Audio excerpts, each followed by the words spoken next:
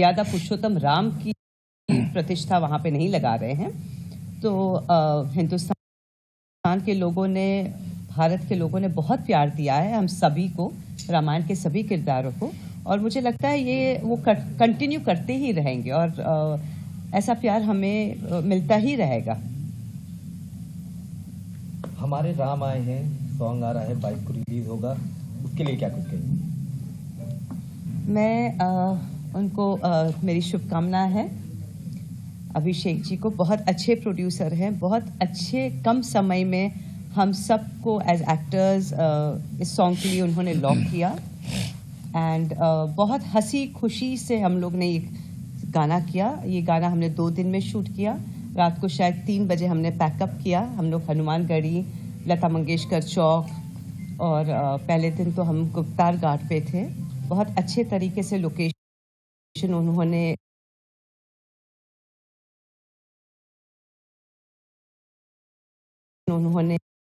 Select किए हैं और बहुत अच्छे एपिसोड उन्होंने लिए हैं। शबरी का लिया है, हनुमान जी का एंट्री ली है, तो बहुत सुंदर तरीके से पूरी रामायण वो दर्शा रहे हैं वो 1.5 मिनट के गाने में। So we are very happy, I am very happy कि मैं उनके साथ मैं एसोसिएट कर रही हूँ। ये मेरा तीसरा गाना है, मेरे घर आए राम। ये है हमारे घर आए राम, लेकिन ये मेरे लिए ये तीसरा गाना है और मेरे 2 गाने तो बहुत सुपरहिट हुए हैं एंड मुझे पूरा कॉन्फिडेंस है कि ये वाला गाना उसको भी सरपास कर जाएगा। बताइए क्या प्राण प्रतिष्ठा समारोह का 22 तारीख का दुनिया पर क्या असर पड़ने जा रहा है, आपको क्या अनुभव है? प्राण प्रतिष्ठा श्री राम मंदिर में हो रही है और मेरा जो अपना ख्याल है वो ये है कि ये जो राम मंदिर है ये हमारा राष्ट्र मंदिर साबित होगा। पूरे विश्व में वो संस्कृति जो पीछे थोड़े कुछ वर्षों में थोड़ी धूमिल हो गई थी, वो फिर से एक संदेश जाएगा। पूरे जो हमारी विरासत है ये संस्कृति, ये पूरे विश्व को पता लगेगी। ये मंदिर हमारा प्रेरणा स्रोत होगा विश्व के लिए। हमारी अपनी आस्था का केंद्र तो है ही, हमारा ये गौरव होगा, हमारी पहचान बनेगी इससे विश्व में। और जो हमारे मॉरल्स हैं जो सभी को अपनाने चाहिए वो इससे सबको मिलेंगे। आज इतने लोग जो हम लोग हैं, जो सनातन धर्म को मानने वाले लोग हैं, भारतीय लोग हैं, वो तो मंदिर में उस दिन दर्शन करना चाह ही रहे हैं, लेकिन पूरा विश्व ये देख रहा है कि ये क्या हो रहा है और वो पूरा विश्व उस दिन यहाँ आना चाहता है ये जानने के लिए कि ये जो हम सुन रहे हैं क्या ये संभव है ऐसा होना। आज जो ऊर्जा है, एक इतनी पॉजिटिव ऊर्जा है हम सब के बीच में, वही शायद विश्व के और देशों को भी लुभा रही है यहाँ आने के लिए कि हम देखें। तो राम मंदिर जो है वो पूरे विश्व के लिए एक प्रेरणा स्रोत बनेगा। अच्छा, क्या आप चाहते हैं कि काशी और मथुरा का भी विवाद इसी तरह सुनेंगे या? देखिए वो विवाद जो है वो थोड़ा सा उसे हम बाद में बात करें। आज जो यहाँ रेलेवेंसी है, नहीं आज जो यहाँ वो हर चीज का एक अपना समय होता है, अपने समय पर वो होती है चीज जरूर। हम कर्म करते हैं, प्रयत्न करते हैं, पर समय हर चीज का आता है ना। तो आपने भगवान कृष्ण, भगवान राम के पात्र को जिया है जी, और अब उसी भगवान राम के प्राण प्रतिष्ठा में अब शामिल होने जा रहे हैं। क्या आपने कोई सोचा था कि ऐसा दिन आएगा? मंदिर बनेगा ये तो जरूर पता था, बिल्कुल है ना, ये विश्वास था पूरा। प्राण प्रतिष्ठा इस तरह से होगी, इतना बड़ा इवेंट होगा ये, इसका अंदाजा नहीं था, लेट मी टेल यू, क्योंकि मेरे अपने जीवन की ये सबसे बड़ी घटना है।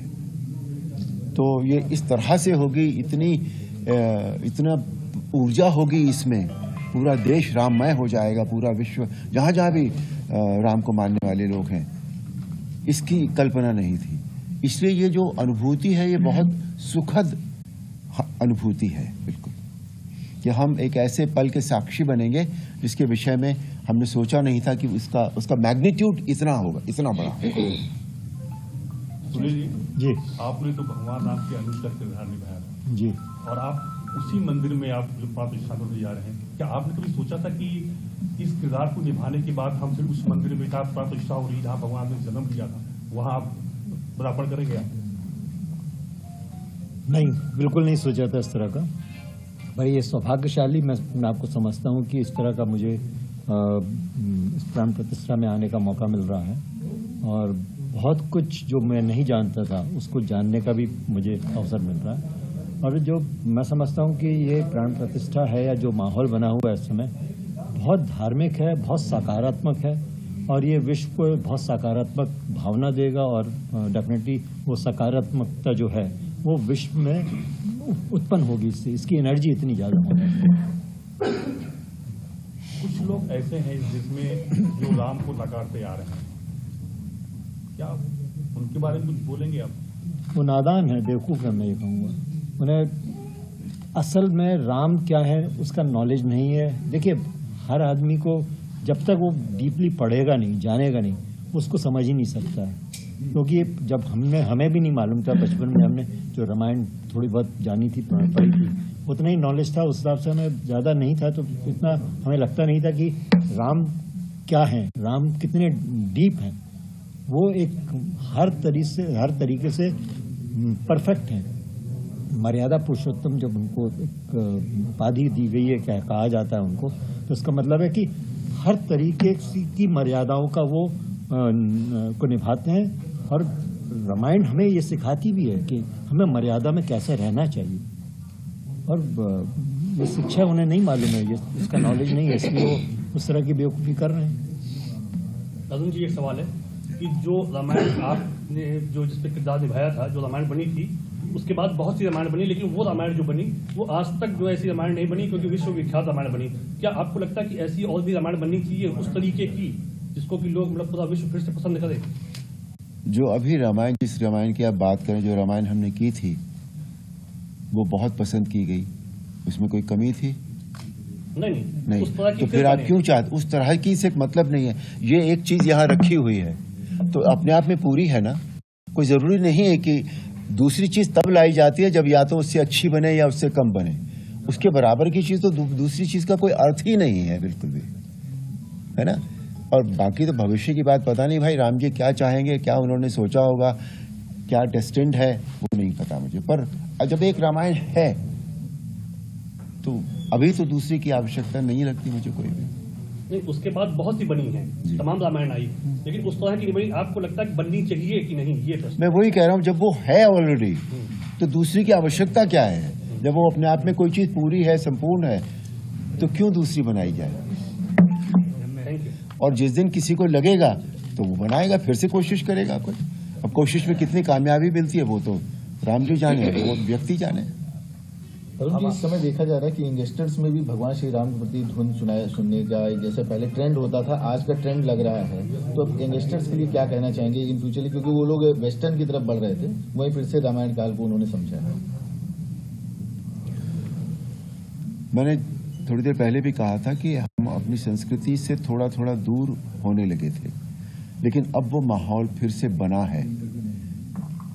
तो अब वो ये जो माहौल बना है, ये यहाँ it's come here to stay, ये रहेगा, ऐसे ही रहेगा। क्योंकि आज हमेशा ये होता है कि जो आगे जो झंडा लेकर चलते हैं, जो मशाल लेकर चलते हैं, वो यंग लोग होते हैं। और आज का जो यूथ है वो इस समय इतना उसका जो वो इतना रामायण के साथ जुड़ गया है। क्योंकि आज मैं देखता हूं कि जब भी मैं कहीं जाता हूं या मैं कहीं ट्रैवल करता हूं, तो सबसे ज्यादा जो मिलने वाले लोग होते हैं वो यूथ होता है। तो अगर यूथ ने इस बात को समझ लिया है, यूथ अट्रैक्ट हो गया है उस तरफ, तो फिर ये बहुत दूर तक जाएगी। हमारे राम आए हैं गाने के बारे में कुछ जानना चाहेंगे आपसे? जैसा मैंने मोटा मोटी शुरुआत में बताया कि ये एक बहुत ही बड़ा ओकेजन है जब ये तीनों महान कलाकार एक साथ आए हैं, जो हमारे मन मस्तिष्क में भगवान राम, माँ सीता और लक्ष्मण के रूप